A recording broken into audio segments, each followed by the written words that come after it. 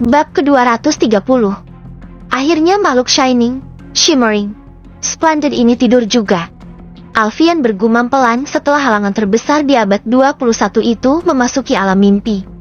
Bibirnya melukis senyum, sebelum akhirnya menciumi kening dan pipi putri kecilnya dengan penuh kasih. Selamat tidur princess cantiknya papa. Ia membenarkan selimut, lalu memadamkan lampu utama dan mengganti dengan lampu tidur dengan cahaya berwarna pink. Kini, waktunya menjalankan misi rahasia yang hanya dapat ia kerjakan berdua dengan sang ibu negara. Sebelum itu, Alfian memastikan dulu dua anak lainnya sudah tidur. Namun, begitu memasuki kamar, suara Aileen terdengar dari kamar mandi. "Sayang, kamu muntah-muntah lagi." Alfian tampak khawatir melihat sang istri menyandarkan tubuhnya pada wastafel di kamar mandi. Aileen yang sedang terkulai lemas hanya duduk bersandar dengan mata terpejam. "Obat mual yang dari dokter masih ada, kan?" "Lagi?" Alfian bertanya. Aileen menyahut dengan anggukan kepala. Matanya yang sayu kembali terbuka. Namun, tatapannya tampak nana. Tangan Alfian mengulur mengusap sisa cairan bening yang mengalir di ujung mata. "Tapi kenapa kamu masih muntah? Jangan bilang kamu lupa minum obatnya." Bola mata Aileen kembali berkaca-kaca mendengar ucapan Alfian yang terkesan seperti sedang membentak. Entahlah, kehamilan ketiga ini ia sangat sensitif. Masalah sedikit saja bisa membuatnya bertengkar dengan sang suami. "Sini peluk." Alfian yang sadar situasi langsung merangkul istrinya. Mengusap punggungnya berulang-ulang. "Bukan gitu maksud aku. Aku sudah minum obatnya, tapi masih mual juga." Dalam pelukan Alfian, suara Aileen terdengar lirih. "Kita ke dokter lain aja." Aileen mengangguk. "Besok aku akan pulang lebih cepat supaya bisa temenin kamu ke dokter." Tak ada sahutan lagi dari Aileen. Tubuhnya yang lemas masih bersandar dada suaminya. Setiap kali muntah, ia akan merasa seluruh tenaganya terkuras habis. "Baring di tempat tidur aja, yuk." Saat Aileen menyahut dengan anggukan, Alfian langsung mengangkat tubuh wanita itu keluar dari kamar mandi dan membaringkan di tempat tidur. "Mau susu?" Aileen menggeleng. Susu hamil rasa coklat yang minum tadi adalah pemicu mualnya. Manisnya bahkan masih terasa lengket di tenggorokan. Seperti lemak. "Mau aku buatin teh hangat aja?" "Nggak mau. Takut mual lagi." "Kopi?" Kali ini Alfian mendapat hadiah pelototan mata. "Terus apa dong, sayang?" Bilang makanya. Lelaki itu naik ke tempat tidur dan menyandarkan punggung. Kemudian meluruskan kedua kaki agar Aileen dapat berbaring di pangkuannya. "Baring sini." Benar saja. Wanita itu langsung menggeser posisi dan menyandarkan kepala di pangkuan sang suami. Sementara Alfian membelai rambut panjangnya dengan penuh kasih. "Aku pijat." "Ya." Tanpa menunggu jawaban, Alfian meraih minyak kayu putih yang selalu tersedia di meja. Menyibak piyama istrinya hingga batas dada dan membalurkan cairan hangat itu pada perut dan punggung. Aileen merasa lebih baik setelahnya dan mual sedikit berkurang. Sentuhan Alfian di perut membuatnya merasa lebih hangat. Konon katanya, janin dalam perut akan bereaksi dengan sentuhan sang papa. Alfian lantas mengubah posisi dengan memindahkan kepala Aileen ke bantal. Sementara ia sendiri menempelkan kepalanya di perut yang tampak masih rata. "Dedek lagi ngapain perut mama sampai bikin mama mual?" bisik Alfian lembut kepada buah hatinya yang sedang tumbuh di dalam sana. "Apa? Mau ditengokin sama papa?" Kali ini tepukan keras mendarat di punggung Alfian. "Sakit, Nyonya." Protes Alfian diiringi tawa gemas. Apalagi setelah melihat bibir Aileen mengerucut. "Modus." Iya. Alfian menahan senyum, lalu kembali menempelkan kepala di perut. "Enggak, Jetty. Deh. Mamanya lagi mode galak. Kamu yang sabar. Ya. Besok-besok kalau ada waktu papa jenguk lagi." Semakin gemas saja Aileen dengan ulah suaminya itu. Jambakan pun menjadi hadiah bagi Alfian. Hingga larut malam Aileen belum dapat terpejam. Kini ia sedang meringkuk di bawah ketiak suaminya sambil memainkan ponsel. Melihat tayangan mukbang di salah satu jejaring sosial membuat perutnya terasa kosong dan keroncongan. "Mas," panggilnya pelan, sambil menarik ujung piyama sang suami. Tak ada respon apapun dari Alfian. Matanya terpejam dengan hembusan napas teratur. menandai tidurnya yang begitu nyenyak. Mas, ia mencoba memanggil sekali lagi. Namun, Alfian hanya menunjukkan respon kecil dengan bergumam, lalu kembali terlelap. Aileen menyerah. Namun, keinginan makan begitu menggebu dalam hati. Bahkan rasanya tak tertahankan. Di larut malam seperti ini, semua penghuni rumah sudah tidur. Ia juga tidak enak membangunkan sopir baru yang ditunjuk Alfian untuk menggantikan Joe. Nyetir sendiri aja kali, ya. Gumamnya pelan. Meskipun Alfian sudah melarangnya menyetir sendiri. Perlahan Aileen bangkit, menyibak selimut dan menurunkan kedua kakinya ke lantai. Mau kemana? Suara Alfian terdengar serak dipenuhi kantuk. Lapar, Mas. Mau makan. Mata Alfian yang sayu langsung terbuka. Ia melirik jam yang melekat pada dinding. Waktu menunjuk pukul 1 dini hari. Sekarang? Home. Tubuh Alfian yang masih lunglai itu perlahan bangkit. Ia menekan saklar lampu hingga kamar menjadi terang, kemudian mengucek mata akibat cahaya silau yang terasa menusuk. Mau makan apa? Aku buatin. Ya, tawarnya dengan suara masih serak. Aileen segera menggeleng. Jetty mau masak sendiri. Enggak juga. Terus, alis tebal Alfian berkerut. Setahunya, Aileen tidak akan sampai hati membangunkan para anak di rumah hanya untuk membuatkan makanan di tengah malam buta. Mau makan ini. Ia menunjukkan video food vlogger yang tadi ia tonton. Sini aku lihat dulu. Meraih ponsel milik sang istri, Alfian mencari letak warung sate yang berada di pinggir jalan tersebut. Hal yang membuat rahangnya terbuka lebar setelah melihat keterangan lokasi. Kenapa, Mas? Tanya Aileen setelah melihat reaksi suaminya.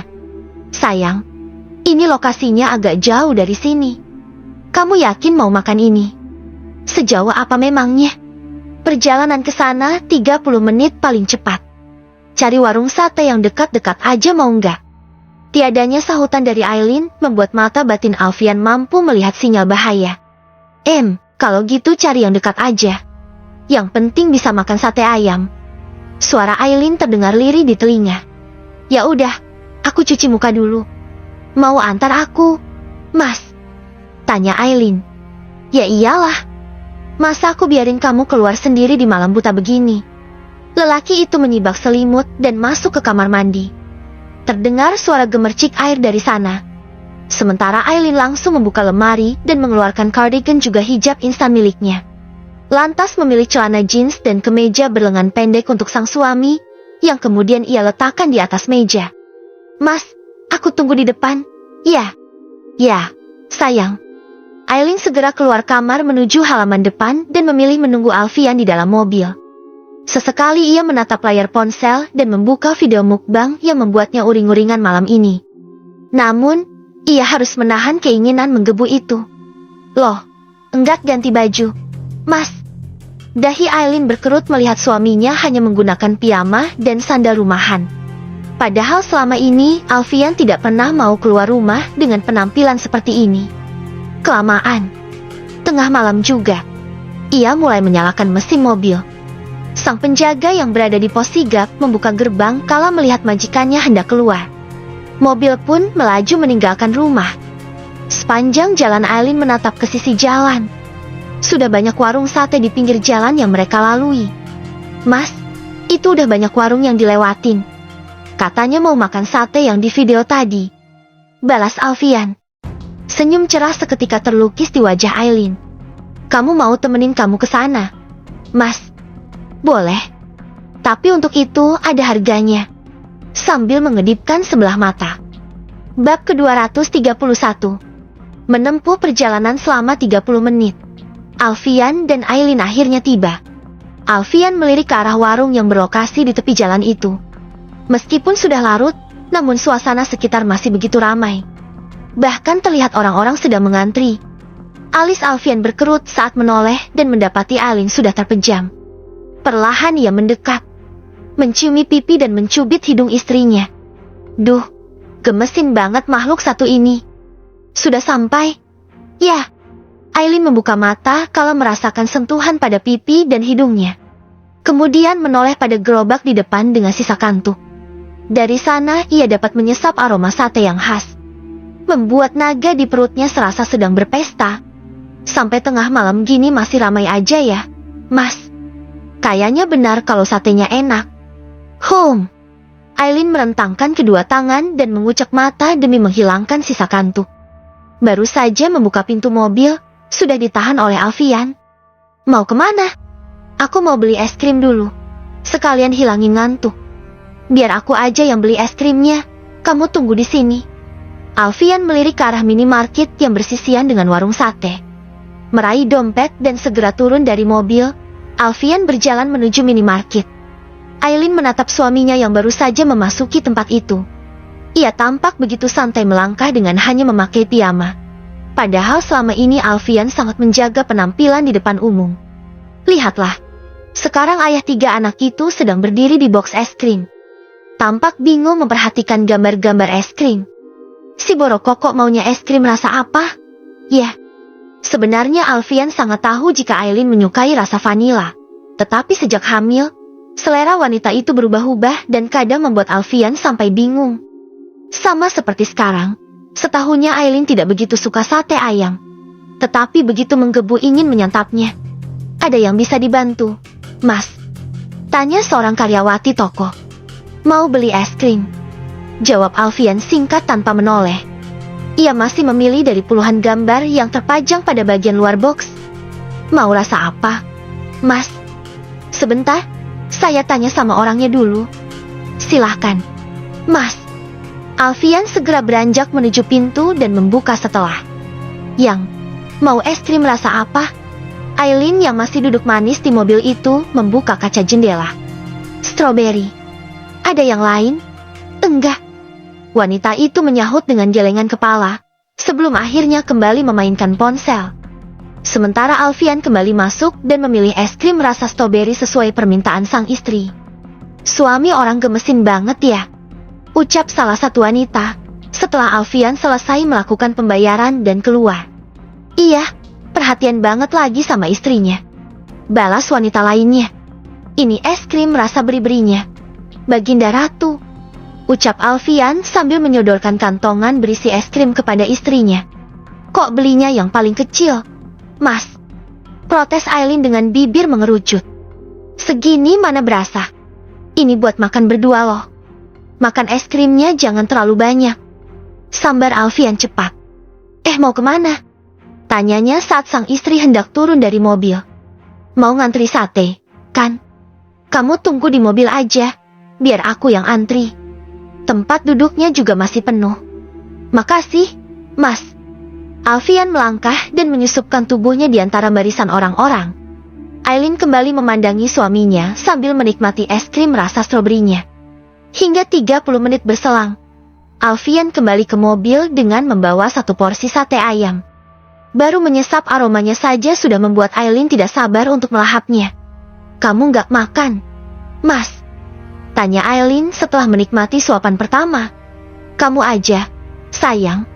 Mukbang yang kenyang, karena habis itu giliran aku yang mukbang. Lengkingan Bray terdengar di tengah malam buta. Anak lelaki berusia 5 tahunan itu tampak syok setelah terbangun dan tidak mendapati kedua orang tuanya di kamar. Mama Fanny yang malam itu menginap pun dibuat terkejut dengan tangisan cucunya. Sudah, sayang. Jangan nangis lagi. Mau tidurnya sama Oma aja, tawar wanita itu. Tapi Mama sama Papa mana? Oma. Ia terisak-isak dengan pipi yang basah oleh air mata. Mungkin Mama sama Papa lagi keluar sebentar. Nanti balik lagi. Waniat itu sempat bingung. Ia sudah menghubungi Alfian dan Aileen. Ponsel Alfian tertinggal di kamar, sementara Aileen tidak menjawab panggilan. Mama sama Papa pasti diambil alien. Oma. Ingin rasanya sang Oma tertawa melihat tingkah cucunya itu. Namun, yang ia lakukan hanya memeluk dan mencoba menenangkan Bray. Bray habis mimpi apa sampai terbangun? Mimpi rumah kita kedatangan alien? Oma, Mama sama Papa pasti diambil mereka.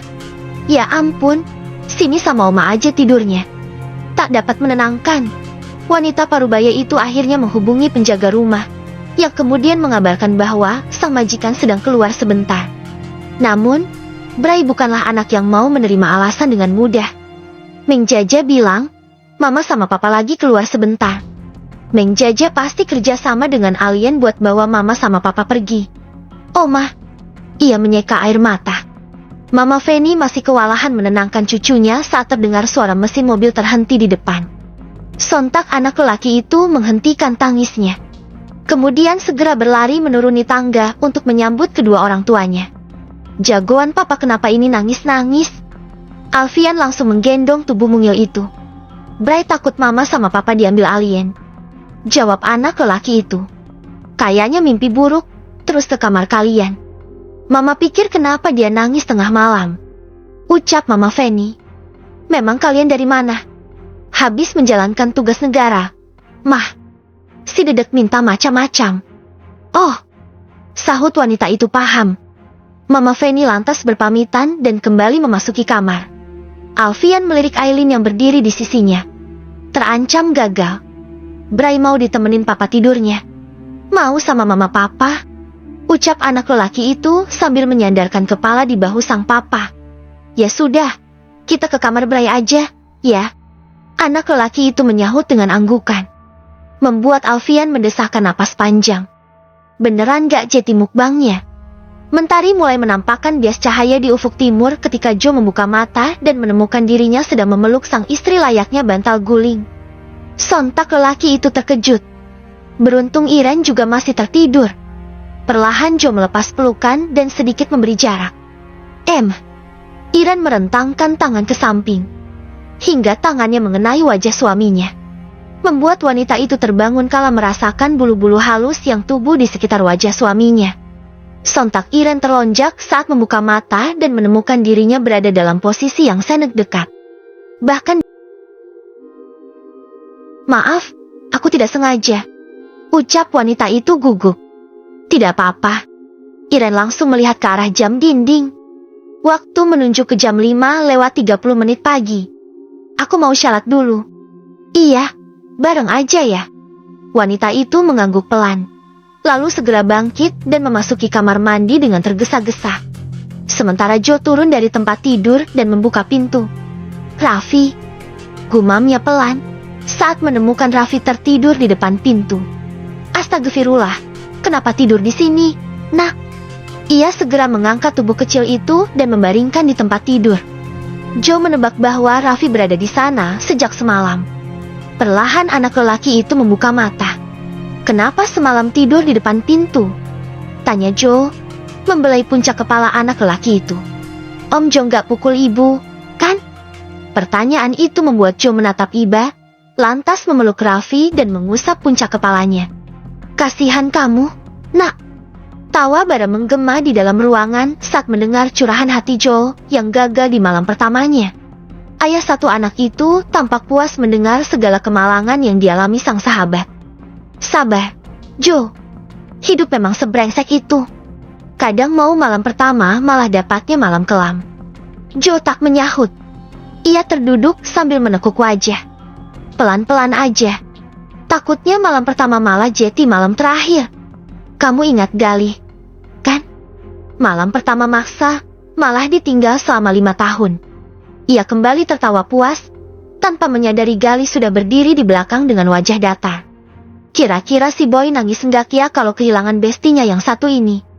Ucap Gali, terdengar menakutkan di telinga Bara. Bab ke-232.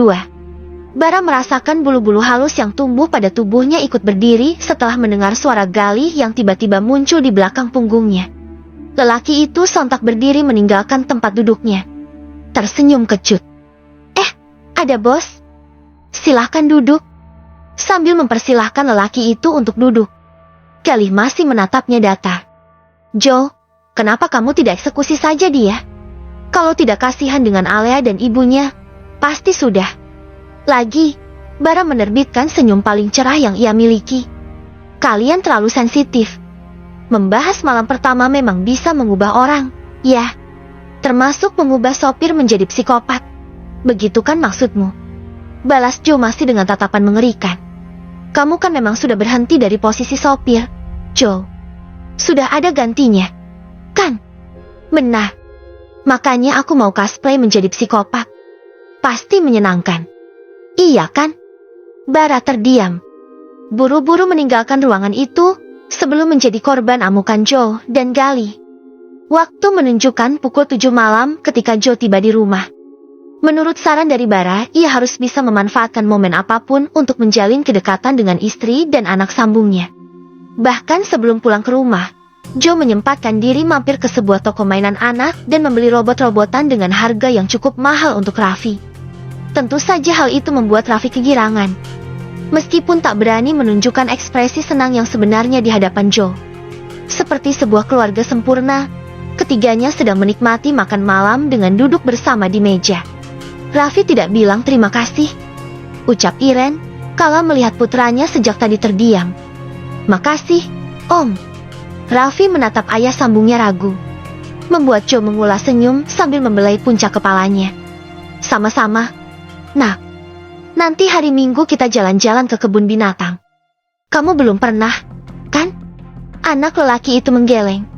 Oh ya, pendaftaran Raffi di sekolah sudah selesai. Dia bisa masuk sekolah mulai besok. Joe menatap Iren. Wanita itu terdiam sejenak, memikirkan uang yang akan dikeluarkan suaminya untuk Raffi. Bersekolah di tempat yang sepertinya khusus untuk anak orang kaya benar-benar tidak cocok untuk Raffi. Ia takut akan membebani Joe, mengingat suaminya itu hanya seorang sopir. Kenapa Raffi tidak didaftarkan ke sekolah biasa saja? Sekolahnya boy pasti mahal. Iren berucap ragu. Tidak apa-apa. Bos yang minta. Lagi pula semua anak-anak sekolah di tempat yang sama. Semua anak di keluarga Darmawan bersekolah di tempat yang sama dan hanya beda gedung. Bian, Bray, Phil dan Alea berada di taman kanak-kanak yang sama. Sementara Boy dan Raffi akan berada di sekolah dasar yang sama. Terima kasih, Kak. Maaf kalau sudah membebani. Sama sekali tidak.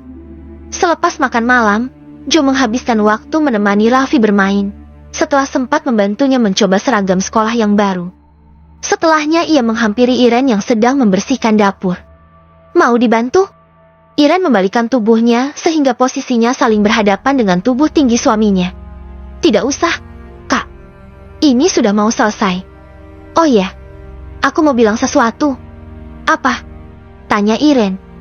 Dahinya sedikit berkerut. Sebenarnya aku agak terganggu dengan Raffi. Sontak Iren menundukkan kepala. Pikiran-pikiran buruk sudah memenuhi kepala. Apa keberadaan Raffi menjadi beban? Aku benar-benar minta maaf. Bola mata wanita itu mulai berkaca-kaca, membuat Joe langsung mendekapnya. Bukan begitu maksudku. Aku agak terganggu karena sampai hari ini dia masih panggil Om. Iren mengangkat kepala, menatap mata lelaki itu. Apa Raffi boleh panggil ayah? Kenapa tidak? Kita sudah jadi keluarga. Aneh rasanya dipanggil Om sama anak sendiri. Air mata Iren mulai mengalir. Hatinya penuh rasa haru. Joe yang sejatinya tidak memiliki ikatan darah dengan Raffi justru menerimanya dengan tangan terbuka. Tidak seperti Bayu yang menciptakan trauma berat untuk putranya. Terima kasih sudah mau menerima Raffi, di saat ayah kandungnya sendiri tidak bisa menerimanya.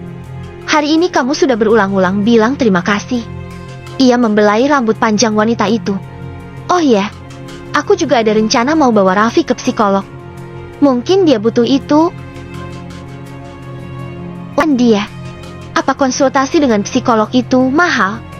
Lagi-lagi Joe tersenyum. Istrinya ini benar-benar takut membebaninya.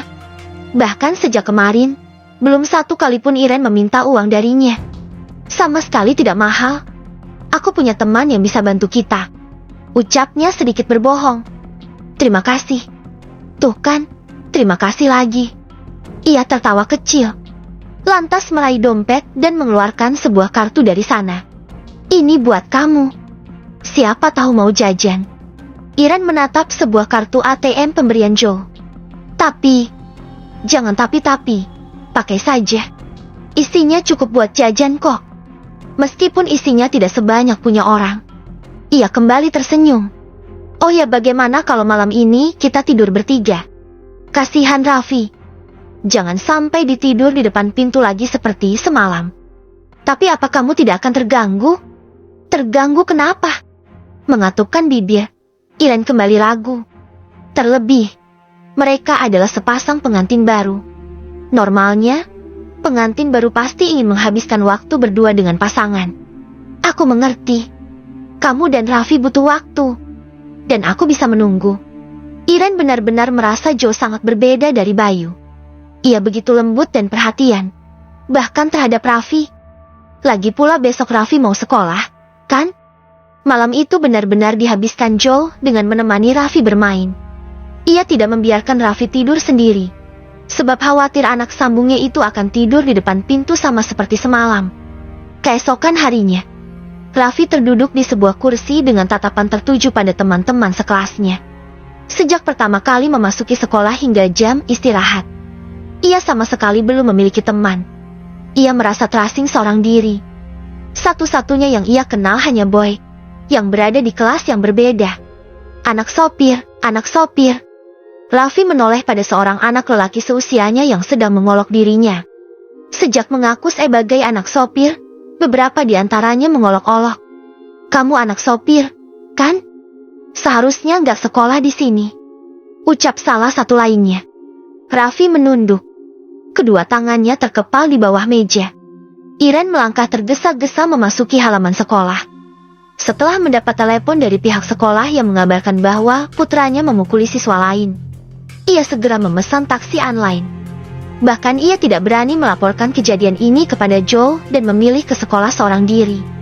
Begitu memasuki sebuah ruangan, terlihat seorang anak yang sedang menangis, dan juga Raffi yang terduduk di sebuah kursi dengan kepala menunduk. Kenapa sih anak liar seperti ini sia sekolah di sini? Ucap wanita itu. Iren merasakan tubuhnya meremang. Ia segera mendekati Raffi dan memeluknya. Kamu kenapa? Nak, ibu guru kamu berkelahi. Bukan berkelahi, tapi memukuli anak saya, sahut wanita itu sambil memeluk putranya yang sedang menangis. Kalau suami cuma kerja jadi sopir, jangan sok-sokan masukkan anaknya ke sekolah ini, dong. Memangnya sanggup bayar?